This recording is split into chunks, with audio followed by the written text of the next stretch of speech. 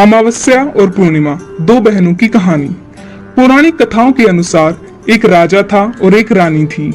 उनकी दो लड़कियां और दो लड़के थे। एक लड़की का नाम पूर्णिमा और दूसरी लड़की का नाम अमावस्या था। पूर्णिमा घर का सारा काम करती, भगवान की पूजा पाठ करती और गाय की सेवा भी करती थी।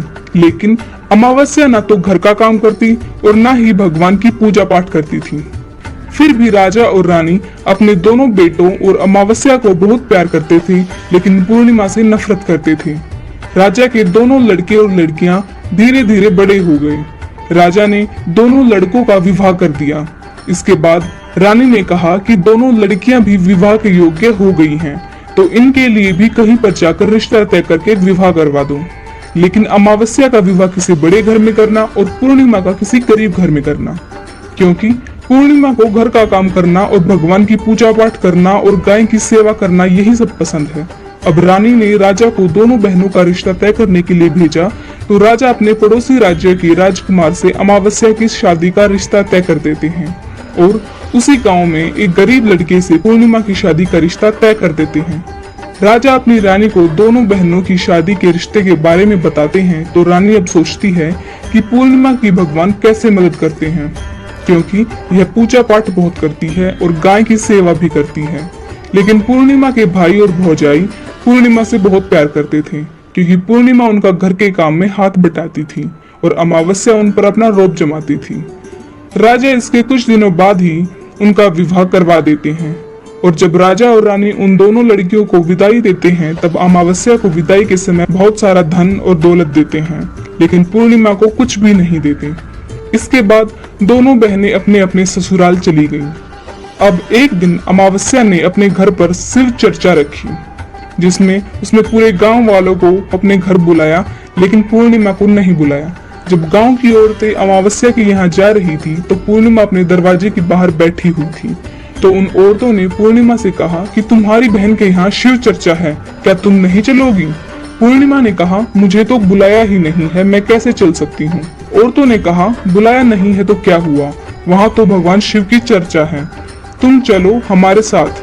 पूर्णिमा उन औरतों की बात मानकर चली गई। लेकिन जब अमावस्या की नजर पूर्णिमा पर पड़ी, तो अमावस्या ने गुस्से में आकर पूर्णिमा से कहा कि तू यहाँ कैसे चली आई, मैंने तो तुझे नहीं बुलाया। खैर कोई बात नहीं, अब तुम आ ही गई हो तो चुपचाप बैठे रहना और इधर उधर मत घूमना। इस तरह से अमावस्या ने पूर्णिमा की गरीबी का मजाक उड़ाया। अमावस्या की यह बात सुनकर पूर्णिमा की आंखों से आंसू की धारा बहने लगी और भगवान शिव से हाथ जोड़कर पूर्णिमा मन ही मन विनती करने लगी, हे भगवान, क्या पूजा पाठ करना, घर का काम करना और गौ सेवा करना यह सब गलत है? आखिर मेरा कसूर क्या है? आप कब कृपा करेंगे मुझ पर? पूर्णिमा बारंबार भगवान से यही कहती रहती। जितने में शिव चर्चा पूरी हुई। अब अमावस्या भगवान का प्रसाद बांटने लगी, तो उसने सबको भगवान का प्रसाद दिया, लेकिन पूर्णिमा को नहीं दिया। पूर्णिमा बिना प्रसाद के ही घर लौटने लगी, तो रास्ते में उसने सोचा कि बच्चे प्रसाद मांगेंगे तो मैं उन्हें क्या कहूंगी। उसने सोचा कि मैं अपने मायके अपने भाई और भौजाई के यहाँ जाऊंगी और वहां से बच्चों के लिए कुछ लेकर आऊंगी। ऐसा सोचते हुए वह अपने घर आ गई और उसने अपने पति और बच्चों से कहा कि मैं अपने मायके जा रही हूँ। उन्होंने कहा ठीक है, और पूर्णिमा अपने मायके के लिए रवाना हो गई। चलते चलते एक चबूतरा आया जिस पर तुलसी का पौधा लगा हुआ था और उस चबूतरे पर एक बूढ़ी औरत बैठी हुई थी। वह कोई और नहीं, साक्षात तुलसी माँ थी। उस बूढ़ी औरत ने पूर्णिमा से कहा, बेटी तुम कौन हो, कहाँ जा रही हो? तो पूर्णिमा ने अपना परिचय दिया। तो उस बूढ़ी औरत ने पूर्णिमा से कहा, यह तुलसी का पौधा सूख रहा है, इसमें पानी डाल दो और इस चबूतरे की साफ सफाई कर दो, जिससे मुझे थोड़ी ठंडक मिलेगी। पूर्णिमा ने कहा, ठीक है माँ जी। उसने तुलसी में पानी डाला, चबूतरे की साफ सफाई की और बूढ़ी औरत को भी नहला दिया और उसके पैर भी दबाए। उसने कहा, और क्या काम है माँ जी? तो बूढ़ी औरत ने कहा, कुछ नहीं, अब तुम जाओ और वापस आते समय मुझसे मिलकर जाना। पूर्णिमा ने कहा, ठीक है माँ जी, और वह वहां से रवाना हो गई। चलते चलते आगे एक शिव मंदिर आया। वहां पर भी एक बूढ़े बाबा मिले जो चबूतरे पर बैठे हुए थे। वह कोई और नहीं पर साक्षात भगवान महादेव थे। उन्होंने पूर्णिमा से कहा, बेटी तुम कौन हो और कहाँ जा रही हो? पूर्णिमा ने अपना परिचय दिया और फिर उस बूढ़े बाबा ने पूर्णिमा से कहा, इस चबूतरे और मंदिर की साफ सफाई कर दो बेटी। पूर्णिमा ने कहा ठीक है बाबा, और उसने चबूतरे और मंदिर की साफ सफाई की, नहलाया और कहा क्या काम है बाबा। उस बूढ़े बाबा ने कहा और कुछ काम नहीं है बेटी, तुम जाओ और वापस आते समय मुझसे मिलकर जाना। पूर्णिमा ने कहा ठीक है बाबा, और वहां से रवाना हो गई। और आगे चलते चलते काली माँ का मंदिर मिला। वहां भी एक बूढ़ी औरत चबूतरे बैठी थी। उस बूढ़ी औरत ने पूर्णिमा से कहा तुम कौन हो बेटी और कहाँ जा रही हो। पूर्णिमा ने अपना परिचय दिया। तब उस बूढ़ी औरत ने कहा बेटी, यहाँ सब पूजा पाठ करने तो आते हैं लेकिन मंदिर की साफ सफाई कोई नहीं करता, इसीलिए इस चबूतरे और मंदिर की साफ सफाई कर दो। पूर्णिमा ने कहा ठीक है माँ जी। तब पूर्णिमा ने मंदिर और चबूतरे की साफ सफाई की और पूजा पाठ किया और माता का श्रृंगार किया और उस बूढ़ी औरत को नहला दिया और बूढ़ी औरत के पैर भी दबाए। पूर्णिमा ने कहा और क्या काम है माँ जी। तब उस औरत ने कहा कुछ नहीं, अब तुम जाओ और वापस आते समय मुझसे मिलकर जाना। तब पूर्णिमा ने कहा ठीक है माँ जी, और उसके बाद वहां से रवाना हो गई। और आगे चलते चलते एक नदी आई और नदी के किनारे भी एक बूढ़ी औरत बैठी हुई थी। वह साक्षात गंगा मैया थी। उस बूढ़ी औरत ने कहा तुम कौन हो बेटी और कहाँ जा रही हो। पूर्णिमा ने अपना परिचय दिया। इसके बाद उस औरत ने पूर्णिमा से कहा इस नदी पर स्नान करने तो सब आते हैं लेकिन यहाँ की साफ सफाई कोई नहीं करता, इसीलिए तुम यह किनारे पर साफ सफाई कर दो। पूर्णिमा ने कहा ठीक है माँ जी। पूर्णिमा ने वहां पर साफ सफाई की और उस बूढ़ी औरत के पैर दबाए और कहा और क्या काम है माँ जी। उस बूढ़ी औरत ने कहा और कुछ काम नहीं है बेटी, तुम जाओ और वापस आते समय मुझसे मिलकर जाना। इसके बाद पूर्णिमा नाव में चढ़ने लगी तो नाव फूलों से सजी हुई थी। वह नाव में बैठकर नदी के दूसरे किनारे पर उतर गई। इसके बाद वह अपने पीहर पहुंच गई। वहां पर पूर्णिमा के भाई भौजाइयों ने उसे देखा तो वह बहुत खुश हुए और उन्होंने पूर्णिमा की बहुत खातिरदारी की और खूब सारी बातें करते हैं और कहा कि बच्चों को भी अपने साथ लेकर आती। इसके बाद सब खाना खाकर सो जाते हैं और सुबह जब पूर्णिमा ने अपने ससुराल जाने के लिए कहा तो भाभियों ने उसे एक लाल साड़ी दी और थैले में बच्चों के लिए कपड़े और खाने पीने का कुछ सामान रख दिया और कहा कि तुम बहुत दिनों के बाद आती हो, जल्दी जल्दी आया करो। पूर्णिमा ने कहा ठीक है। इसके बाद पूर्णिमा की भाभियों ने पूर्णिमा को हाथ में थैला दिया और कहा कि जाओ और जल्दी वापस आना। इसके बाद पूर्णिमा वहां से रवाना हो गई और उसी नदी के किनारे पहुंच गई। नाव में बैठकर नदी के दूसरे किनारे पर उतर गई। वहां उतरने के बाद पूर्णिमा को वह बूढ़ी मिली जो साक्षात गंगा मैया थी। उस बूढ़ी माँ ने कहा आ गई हो बेटी पूर्णिमा। पूर्णिमा ने कहा हाँ मैं आ गई हूँ।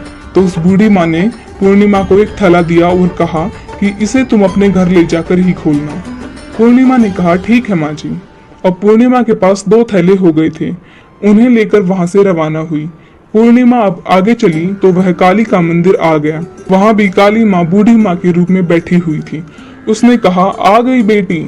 पूर्णिमा ने कहा हाँ माँ जी मैं आ गई। तो काली माँ ने भी एक थैला दिया और कहा इसे घर ले जाकर ही खोलना। पूर्णिमा ने कहा ठीक है माँ जी, और पूर्णिमा के पास 3 थैले हो गए थे। पूर्णिमा आगे चली तो आगे वहीं भगवान शिव का मंदिर आया। वहां पर भगवान शिव बूढ़े बाबा के रूप में बैठे हुए थे। तो उन्होंने कहा बेटी आ गई। पूर्णिमा ने कहा हाँ बाबा मैं आ गई। तो उस बूढ़े बाबा ने भी पूर्णिमा को एक थैला दिया और कहा इसे अपने घर ले जाकर ही खोलना। अब पूर्णिमा के पास 4 थैले हो गए थे। पूर्णिमा आगे बढ़ी तो वहाँ तुलसी माँ बूढ़ी औरत के रूप में बैठी हुई थी। तुलसी माँ ने पूर्णिमा से कहा बेटी आ गई। तो पूर्णिमा कहती है हाँ माँ जी।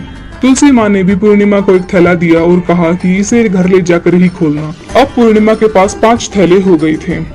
पूर्णिमा वहां से रवाना हुई और सीधे अपने घर आ गई। पूर्णिमा ने थैले को नीचे रखा और सबसे पहले अपने मायके का थैला खोलकर देखने लगी तो उसमें अपने बच्चों के लिए अच्छे अच्छे कपड़े और बच्चों के खाने पीने की चीजें और कुछ गहने थे। पूर्णिमा ने अपने बच्चों को वो नए नए कपड़े दिए और खाने पीने की चीजें दी तो बच्चे बहुत खुश हो गए। अब पूर्णिमा ने दूसरा थैला खोला जो उसे गंगा मैया ने दिया था। उसमें सोना और चांदी भरा हुआ था। अब पूर्णिमा ने तीसरा थैला खोला जो उसे काली माँ ने दिया था। उसमें 16 श्रृंगार का सामान भरा हुआ था। अब पूर्णिमा ने चौथा थैला खोला जो भगवान शिव ने दिया था। उसमें धन संपत्ति और वे सारी खुशियां भरी हुई थी। पूर्णिमा ने 5वां थैला खोला जो उसे तुलसी माँ ने दिया था तो उसमें चावल, दाल और 7 प्रकार का धान भरा हुआ था। अब पूर्णिमा के घर में किसी भी चीज की कमी नहीं थी और उसका घर धन धान्य से परिपूर्ण हो गया था। अब पूर्णिमा और उसका परिवार खुशी खुशी रहने लगा। अब पूर्णिमा के मन में विचार आया कि क्यों न मैं भी अपने घर में शिव चर्चा कराऊं और शिव चर्चा का कार्यक्रम रखा। पूर्णिमा ने गांव में सभी को बुलाया और अपनी बहन के घर भी गई अपनी बहन को बुलाने के लिए। अब अमावस्या अपनी बहन के घर शिव चर्चा में आई तो उसने देखा कि पूर्णिमा के घर में किसी भी चीज की कमी नहीं है। इतनी धन दौलत देखकर अमावस्या आश्चर्यचकित रह गई और उसने पूर्णिमा से कहा कि तुम्हारे घर में इतनी धन दौलत कैसे आई। पूर्णिमा ने कहा, देखो बहन, तुमने शिव चर्चा रखी और तुमने मुझे नहीं बुलाया, तो मैं भी बिन बुलाए तुम्हारे घर आई और तुमने भगवान का प्रसाद तक मुझे नहीं दिया। तुमने मेरी गरीबी का मजाक भी उड़ाया। उसके बाद जब मैं अपने घर आ रही थी तो रास्ते में मन में विचार आया कि घर पर बच्चे प्रसाद मांगेंगे तो उन्हें क्या कहूंगी। इसीलिए मैंने सोचा कि मैं अपने मायके जाऊंगी और अपने मायके चली गई और जो कुछ भी घटना हुई वह सब अमावस्या को बता दी। तब अमावस्या ने पूर्णिमा से कहा कि तुम भी मुझे प्रसाद मत दो, मुझे डांटो। लेकिन पूर्णिमा ने कहा कि यह तो भगवान का प्रसाद है, मैं तो सबको दूंगी और तुम्हें भी दूंगी। फिर भी अमावस्या ने प्रसाद नहीं लिया और वहां सीधे अपने घर चली गई। घर जाकर अपने बच्चों से कहकर वह अपने मायके जाने के लिए रवाना हो गई। चलते चलते रास्ते में वही तुलसी माँ मिली जो चबूतरे पर बूढ़ी माँ का रूप धारण किए बैठी थी। उस बूढ़ी माँ ने अमावस्या से कहा, बेटी तुम कौन हो और कहाँ जा रही हो?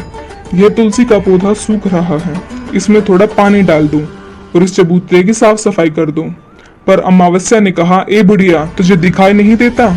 मैंने कितनी महंगी साड़ी पहनी हुई है, यह गंदी हो जाएगी। ऐसा कहकर वहां से चली गई।